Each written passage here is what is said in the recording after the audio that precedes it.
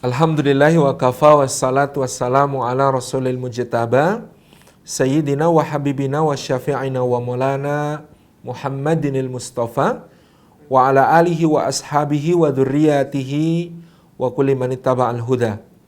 Asyhadu an la ilaha illallah wahdahu la syarikalah wa asyhadu anna Muhammadan abduhu wa rasuluhu la nabiyya wa la rasula ba'da.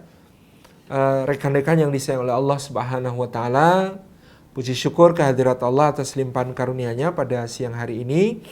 Allah menghimpun kita semua di dalam majelis ilmu. Mudah-mudahan meskipun hanya secara daring, secara online, tidak mengurangi semua keutamaan majelis ilmu yang dijanjikan Allah dan Rasul-Nya kepada kita semuanya. Mudah-mudahan duduk kita semua dicurah-curahi rahmat Allah, dinaungi sayap-sayap malaikat, diturunkan sakinah ke dalam hati kita, dan disebut-sebut nama kita semua dengan bangga pada makhluk-makhluk mulia yang ada di sisinya. Demikian pula setiap langkah kita menjadi pemudah jalan kita semua menuju ke surga. Teman-teman yang disayang oleh Allah Subhanahu wa taala, ada beberapa poin menarik yang bisa kita ambil pada pribadi seorang Pangeran Diponegoro di dalam masa pertumbuhannya. Yang pertama, bahwa beliau sejak lahir dibesarkan dengan visi. Ini seperti yang tampak tertulis dalam babat beliau yang ditulis di pengasihan beliau di Manado sebelum dipindahkan ke Makassar. Ada satu fragmen kelahiran beliau rahimahullah ta'ala itu disambut oleh kakek buyutnya. Kakek buyutnya ini adalah Sri Sultan Hamengkubuwono I yang sedang bertahta pada saat itu. Di masa mudanya beliau bernama Pangeran Mangkubumi, seorang yang mujahid yang pernah memimpin jihad 9 tahun melawan VOC dari tahun 1746 sampai tahun 1755. Kemudian mendirikan Keraton Yogyakarta dan Kesultanan Yogyakarta yang kita kenal sekarang. Sri Sultan Hamengkubuwono I ketika melihat kelahiran cucu buyutnya ini, langsung beliau menimang cucu buyutnya ini. Kemudian dengan firasatnya sebagai seorang beriman, beliau berkata pada istrinya yang sangat dicintainya, Ratu Ageng, yang kelak dikenal sebagai Ratu Ageng Tegalrejo, dengan kalimat, "Mbok Ratu, besarkan baik-baik anakmu ini, karena kelak dia akan memberi kerusakan kepada Belanda jauh lebih besar daripada yang aku lakukan selama perang Gianti atau perang 9 tahun yang tadi sudah kita ceritakan, dengan medan perang membentang dari Banyumas di barat sampai ke Pasuruan di timur gitu ya. Yang pada perang Gianti itu Gubernur Jenderal Baron van Imhoff sampai tewas terkepung di Benteng Ungaran, dan kemudian Panglima Tentara Belanda bernama de Klerk itu tewas di pertempuran Sungai Bogowonto.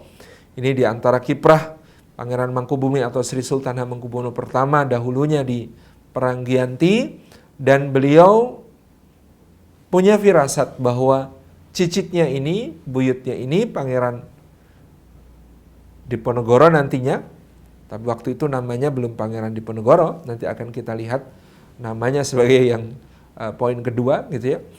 Tapi pada saat itu anak ini sudah difirasati oleh kakek buyutnya, kelak dia akan memberi kerusakan kepada Belanda lebih besar daripada yang aku lakukan dalam perang Gianti. Ini yang membuat Ratu Ageng Tegalrejo akhirnya kemudian memilih merawat sang cicit ini dengan kasih sayang yang luar biasa, tapi juga sekaligus dengan disiplin yang sangat keras dan juga nilai-nilai religius yang sangat kental.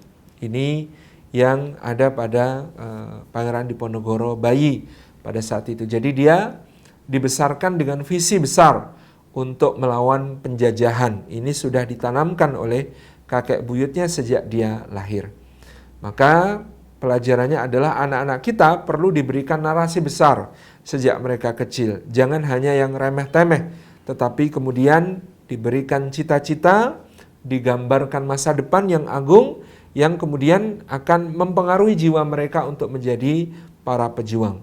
Kalau kita perhatikan dalam sejarah, hal yang serupa ada pada Muhammad Al-Fatih yang sejak kecil di bawah bimbingan ayahandanya Sultan Murad dan gurunya Syekh Syamsuddin itu menanamkan kepada diri Muhammad Al-Fatih, terutama gurunya, bahwa kota Konstantinopel itu ditakdirkan untuknya, ditakdirkan untuk dibebaskan olehnya sesuai dengan hadis Nabi Shallallahu Alaihi Wasallam.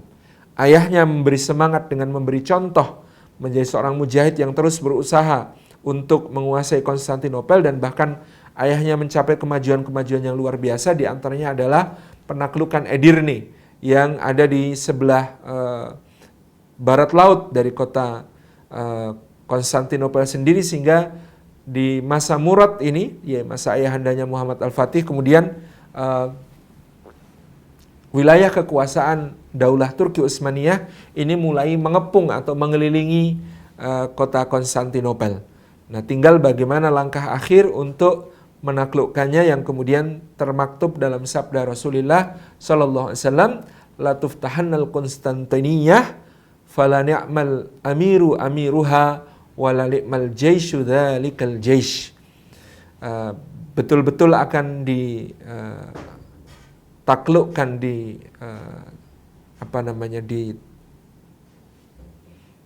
kuasai atau dibuka, difutuh Konstantinopel itu, dan sebaik-baik panglima adalah panglima yang memimpin pembukaan Konstantinopel tersebut, dan sebaik-baik pasukan adalah pasukan yang menyertainya di dalam pembebasan Konstantinopel tersebut. Ini yang kemudian oleh Syekh Syamsuddin berulang-ulang disampaikan, bahkan ketika mereka naik bukit di Edirne ataupun di Bursa, menatap di kejauhan kota Konstantinopel yang bentengnya sangat kuat, yang sudah lebih dari 1000 tahun tidak tertembus oleh serangan dari pihak manapun, gitu ya, dan berdiri dengan angkuh, dengan berada di atas bukit-bukit yang dikelilingi oleh perairan yang sangat masyhur sebagai Teluk Golden Horn dan juga Selat Bosforus dan Laut Marmara, gitu ya.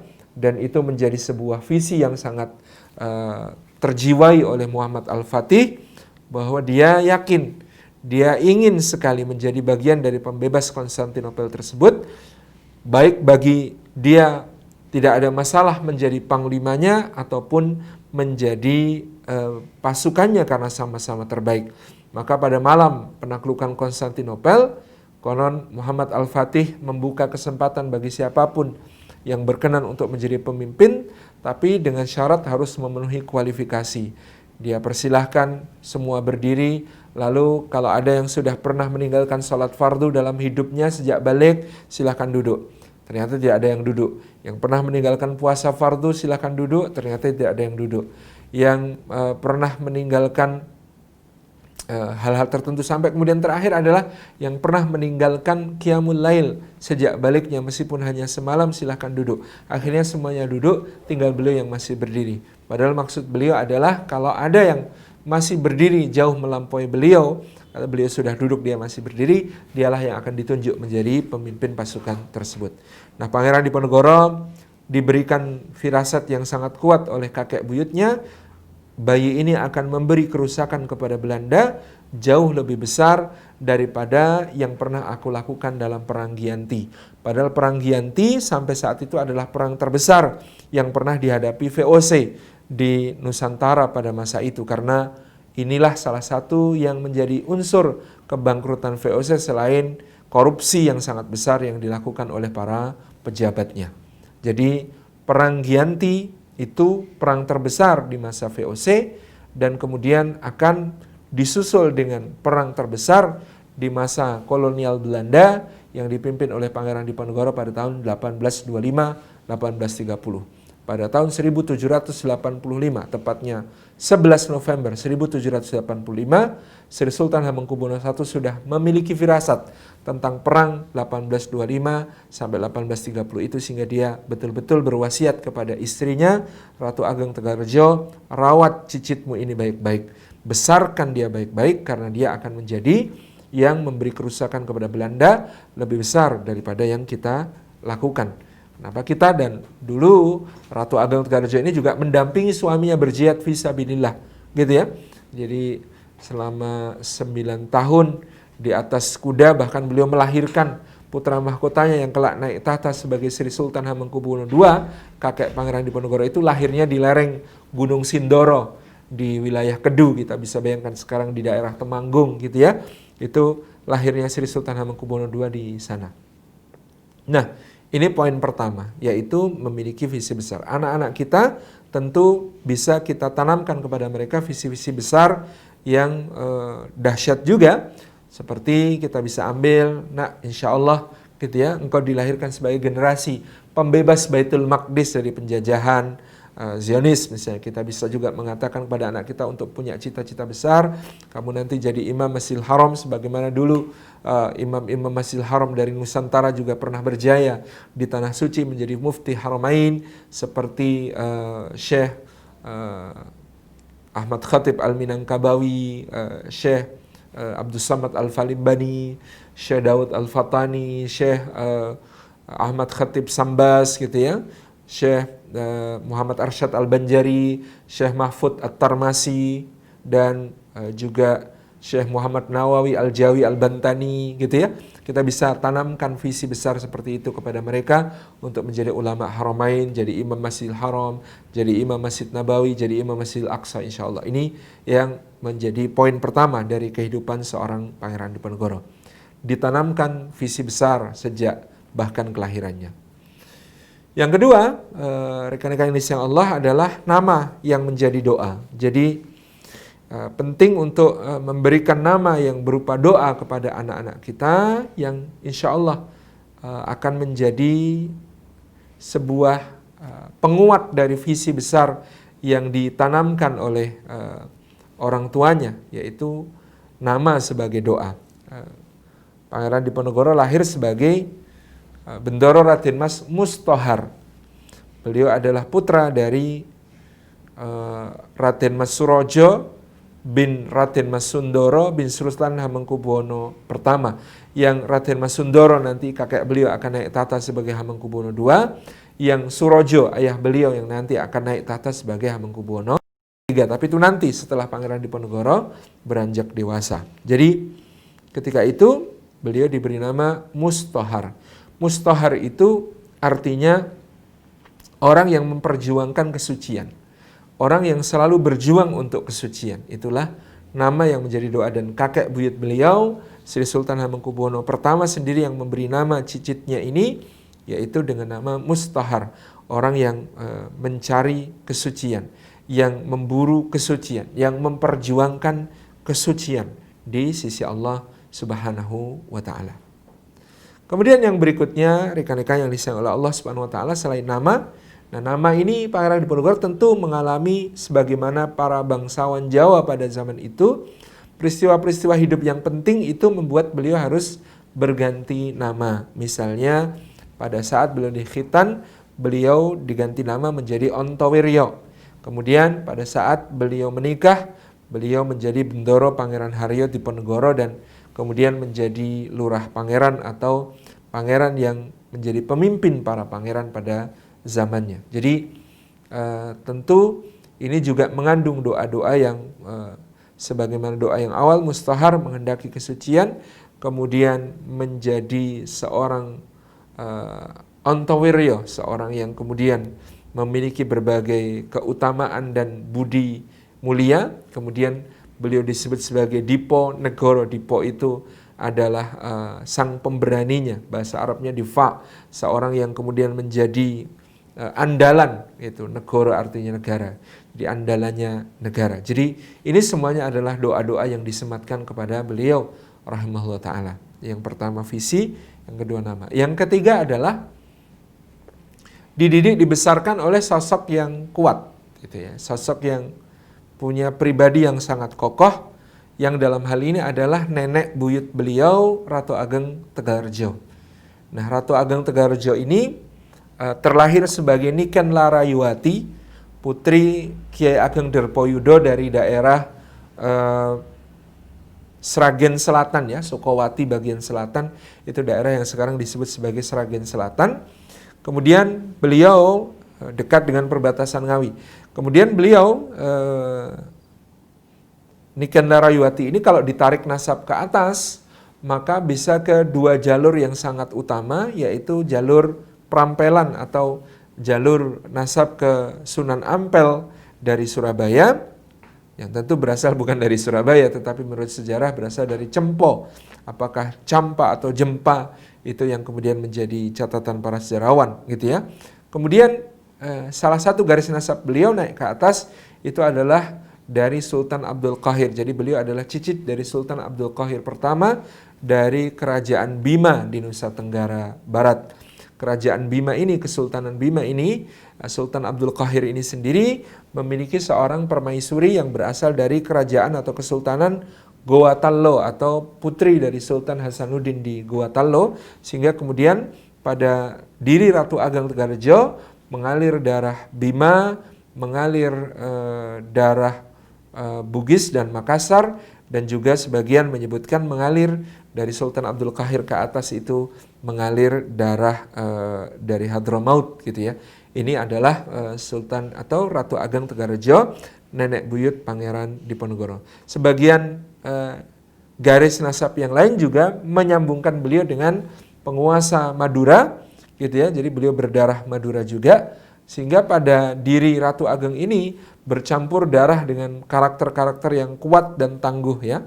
Orang Bima, orang Madura, orang Bugis, orang Makassar yang terkenal dengan ketegasan dan harga diri yang tinggi gitu ya. Inilah profil dari Ratu Ageng Tegarejo, sehingga Pangeran Diponegoro di dalam babat menggambarkan nenek buyutnya ini juga ada sisi galaknya, sisi kerasnya, sisi sangat tegasnya kepada beliau rahimahullah ta'ala. Jadi profil seorang nenek buyut yang sangat kuat, sangat tangguh gitu ya.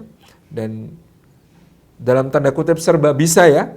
Ratu Ageng Tegarejo itu diceritakan pandai berkuda, bisa memanah dengan jitu, pandai menggunakan senapan lontak, bahkan juga bisa berburu dengan senapan gitu ya.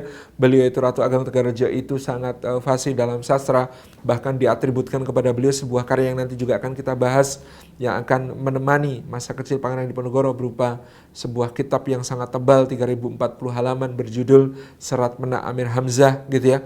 Jadi beliau sangat fasih juga di dalam sastra, beliau sangat religius, seorang santri yang mengisi hari-harinya dengan membaca Al-Quran, diceritakan oleh Diponegoro demikian, yang sangat akrab dengan para ulama gitu ya, dan para santri. Demikian pula Ratu Ageng Tegarejo ini seorang yang pandai memainkan senjata, betul-betul sosok seorang prajurit estri gitu ya, dan tangguh di dalam medan peperangan, terbukti dari tangguhannya ketika mendampingi suaminya berjihad selama Perang Giyanti 1746 sampai 1755. Jadi memang di sisi Diponegoro ada profil yang sangat kuat yang menjadi role model bagi beliau di masa kecil, yaitu nenek buyutnya sendiri yang sangat kokoh kepribadiannya, memiliki berbagai keistimewaan dan ketegasan yang luar biasa. Nah, kalau anak-anak kita memiliki kita sebagai orang tuanya, kira-kira apakah kita juga memenuhi kualifikasi tersebut, yakni memiliki sebuah ketegasan di dalam mendidik gitu ya. Tegas tidak selalu berarti keras, tetapi ada profil yang disebut sebagai konsistensi dan konsekuensi. Itu ya, dalam surah An-Nisa ayat yang ke-9 Allah Subhanahu wa taala berfirman, a'udzubillahi minasyaitonirrajim, wal yakhshal ladzina law taraku min khalfihim dzurriyyatan dhi'afan khafu 'alaihim falyattaqullaha wal yaqulu qawlan sadida.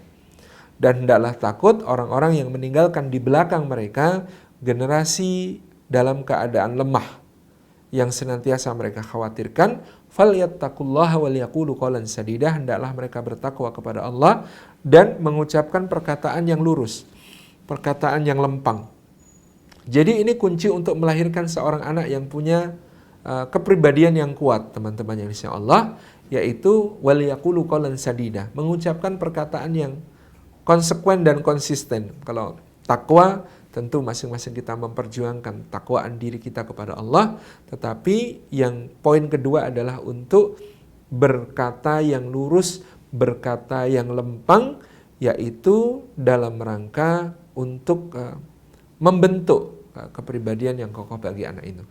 Ya memang tidak mudah ya berkata-kata yang lurus, yang lempeng itu kepada anak-anak kita. Kita bisa contohkan kalau anak kita lagi susah makan, tapi kita pengen dia makan, kadang-kadang kita harus gimana caranya biar dia mau makan gitu ya, sehingga ada orang tua yang kalau anaknya apalagi masih bayi gitu ya, disendokkan dari mangkok dia nggak mau makan, tapi kalau disendokkan dari gelas isinya mungkin minuman manis dia mau minum gitu ya, maka dengan orang tua ada yang nyendok dari mangkok dimasukkan ke gelas kemudian di siapan minum, nah apalagi tambah begitu, itu sudah kalimat yang tidak lempang, itu sudah kalimat yang bisa merusak kepribadiannya di masa yang akan datang. Dia akan belajar bahwa tujuan menghalalkan cara gitu ya, itu yang pembelajaran yang berbahaya. Anak-anak kecil kita yang kalau kita mau pergi dia menangis, lalu pembantu atau neneknya ngajak dia digendong kemudian dilihat cicak, lalu kita pergi tanpa pamit gitu ya, dia juga akan belajar tentang khianat, dia akan belajar tentang diselimur dalam bahasa Jawa, yaitu artinya disuruh ngelihat yang lain tetapi kemudian orang tuanya pergi menyelinap diam-diam. Dia juga akan mendapatkan pelajaran yang buruk dari hal semacam ini, padahal seharusnya kita bisa pamit baik-baik meskipun dia tetap menangis, tapi dia tahu kita pergi, nanti lama-lama dia akan tahu bahwa kalau kita pamit ya berarti dia sedang tidak boleh ikut. Kalau kita ditawari mau ikut atau tidak berarti dia boleh ikut. Itu akan menjadi pelajaran yang konsisten bagi dia. Kemudian apa yang kita katakan ketika dia jatuh, apa yang kita katakan kepadanya dalam hal-hal yang santai. Bahkan ini ya kadang-kadang kita itu nggak konsisten pada kondisi yang kita tidak sadari. Contoh begini, anak kita sedang asyik dengan tontonan di YouTube atau sedang bermain gitu. Lalu kita ada kerepotan, kita minta dibantu sama dia. Nah, tolong bantu dong, nah ini ibu repot sekali. Kamu kok dari tadi nonton TV terus gitu ya, bantuin sini. Enggak mau Mi, lagi asyik acaranya, lagi bagus tontonannya, lagi bagus YouTube-nya. Gitu dikatakan. Lalu kita mengatakan, ya Allah nak, kamu tuh udah besar kok nggak mau bantu Umi. Ini ya, kalimatnya perhatikan. Kamu tuh sudah besar kok nggak mau bantu Umi. 5 menit kemudian, dia ngelihat iklan di tayangan yang sedang dia lihat gitu ya, yang sedang dia tonton. Lalu dia ngomong sama kita, Mi, beliin ini dong Mi, ini bagus banget buat aku Mi, gitu kan. Kemudian kita bilang sama dia, nggak boleh, itu untuk yang sudah besar, kamu kan masih kecil. Jadi 5 menit yang lalu dia sudah besar, sekarang masih kecil. Itu kan tidak konsisten. Jadi itu juga yang membuat konsep dirinya menjadi kacau, dia bingung karena kita bicara hanya sesuai kepentingan. Kita tidak konsekuen, kita tidak konsisten terhadap apa-apa yang menjadi premis-premis pembicaraan kita dengannya gitu ya. Belum lagi kalau soal-soal yang lain ya, yang lebih rumit, yang lebih tentang kebiasaan kita sehari-hari. Kadang kita kalau melarang dia sesuatu lalu kita melakukannya, dia protes kemudian kita ngeles dan lain sebagainya, atau sebaliknya kita menyuruh dia sesuatu tapi kita tidak melakukannya lalu kita ngeles dan lain sebagainya. Ini akan merusak kepribadiannya, membuatnya menjadi anak yang rapuh, menjadi anak yang lemah. Tadi memang sosok Ratu Ageng ini memberi pelajaran kepada kita, pribadi yang tangguh lahir dari contoh dan ucapan-ucapan yang lurus, yang lempeng seperti nenek buyut Pangeran Diponegoro yang bernama Ratu Ageng.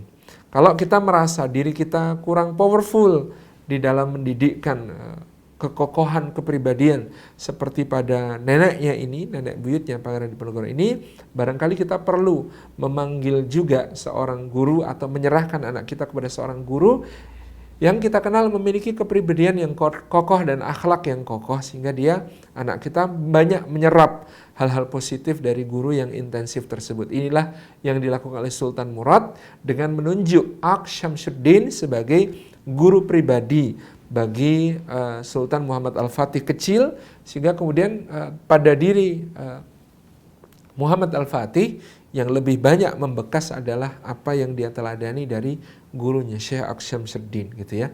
Ini yang kemudian kita pelajari. Nah, Pangeran Diponegoro beruntung memiliki profil seorang nenek buyut yang begitu berpengaruh pada jiwanya, yang begitu kokoh, di mana dia kemudian sangat-sangat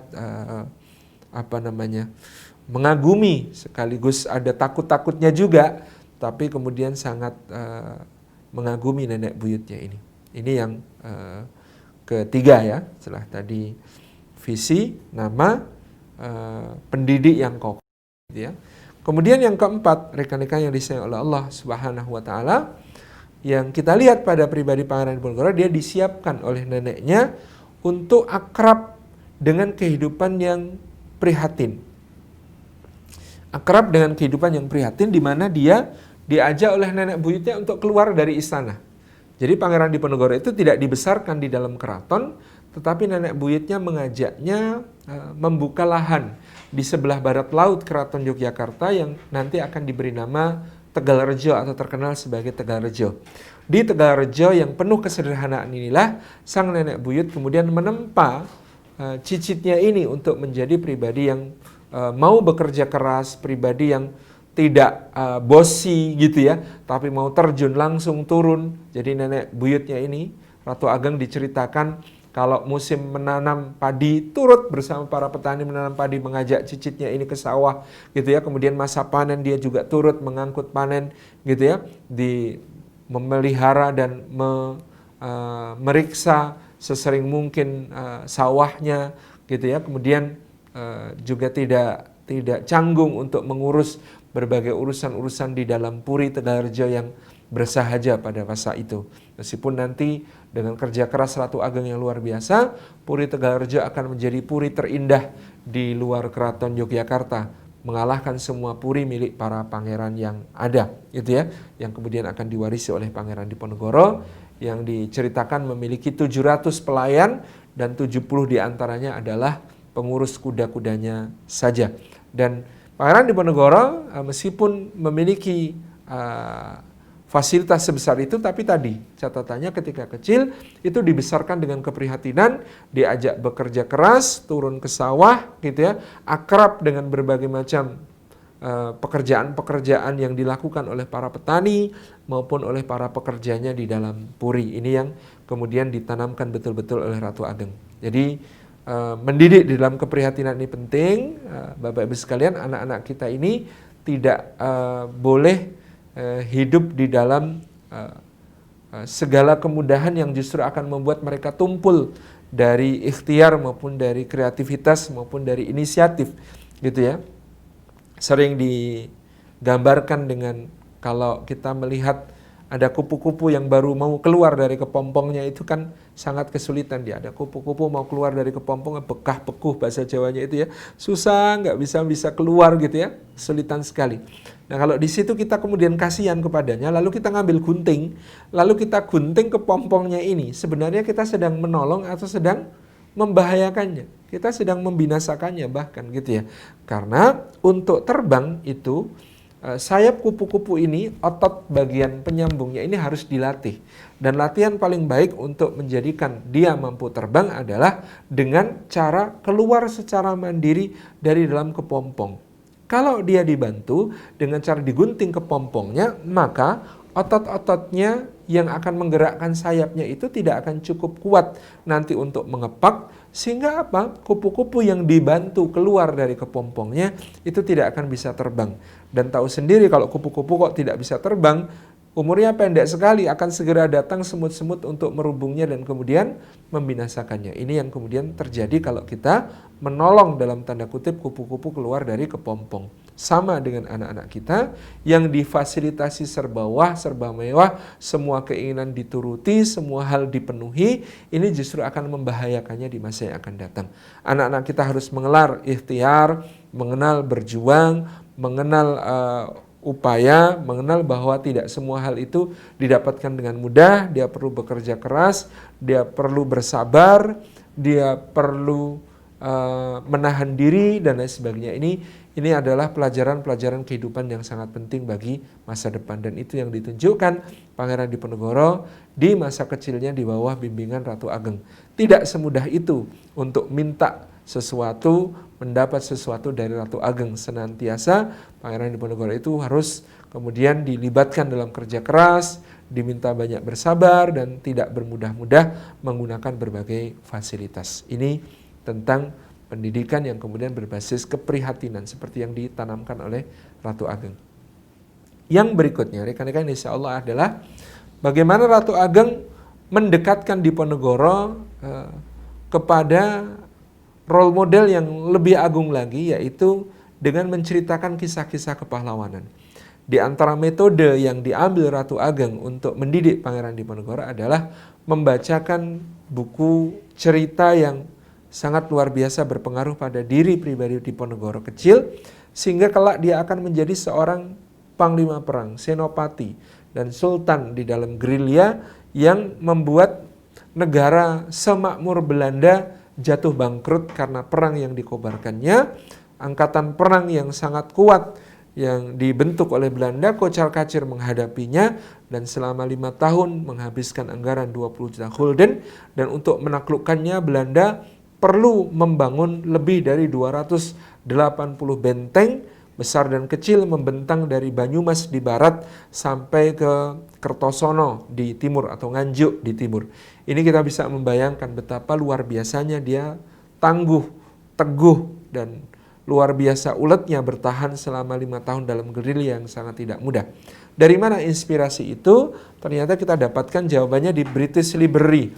Jadi tahun 2019 kemarin British Library mengembalikan 70 dari 7.000 koleksi naskah British Library yang berasal dari penjarahan Raffles di Keraton Yogyakarta pada tahun 1812. Di antara 70 dari 7.000 naskah yang ada itu, ternyata ditemukan satu naskah yang sangat tebal, judulnya Serat Menak Amir Hamzah, menceritakan kisah kepahlawanannya Sayyidina Hamzah bin Abdul Muthalib, paman Nabi SAW, yang kemudian di halaman persembahan dituliskan bahwa buku ini adalah untuk Ratu Ageng Tegalrejo, seorang ratu wanita yang sangat mujahidah, yang sangat pahlawan, yang seperti Sri Kandi di dalam medan perjuangan. Dan buku ini adalah buku milik nenek buyut Pangeran Diponegoro, Ratu Ageng, yang kita bisa perkirakan inilah yang beliau pakai rahimahullah ta'ala untuk mendidik cicitnya, untuk mendidik cucu buyutnya ini supaya menjadi pribadi yang kelak tangguh di dalam berjuang mengobarkan perlawanan terhadap kezaliman dan penjajahan.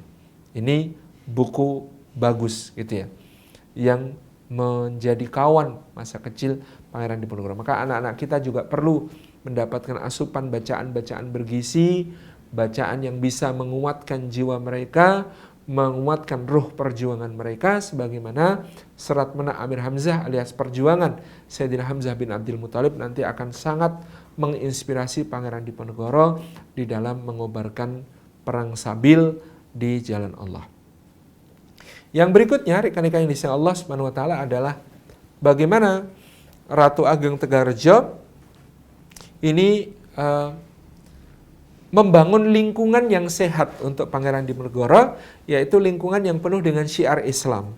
Beliau, Ratu Ageng Tegalrejo, membuka lebar-lebar pintu puri Tegalrejo, membangun gandok-gandok yang banyak untuk tempat menginap para ulama dan santri, dipersilahkan untuk berada di Tegalrejo sambil mereka belajar dan mengajar, yang mana Diponegoro kecil akan terlibat di dalamnya. Bahkan ada guru tetap yang diminta untuk mengajar di Puri Tegalrejo. Dalam babat disebutkan namanya adalah Kiai Taptoyani atau Syekh Taftazani, yang berasal dari Minangkabau dan juga mengajar di Perdikan Melangi, kemudian mengajar di Tegalrejo dan menjadi guru utama bagi Pangeran Diponegoro di masa pertumbuhannya di bawah asuhan Ratu Ageng.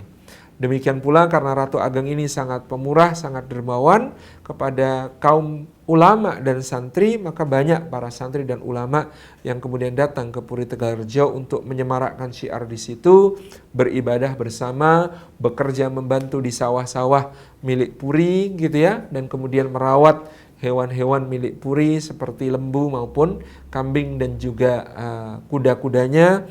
Kemudian para santri itu tentu akan menjadi teman sepermainan, teman bergaul Pangeran Diponegoro, di mana dia bisa menyerap berbagai semangat dan gaya hidup kaum santri, yang ini akan menjadi keunggulan Diponegoro dibandingkan bangsawan-bangsawan yang lain yang tidak mengenal cara hidup ala kaum santri.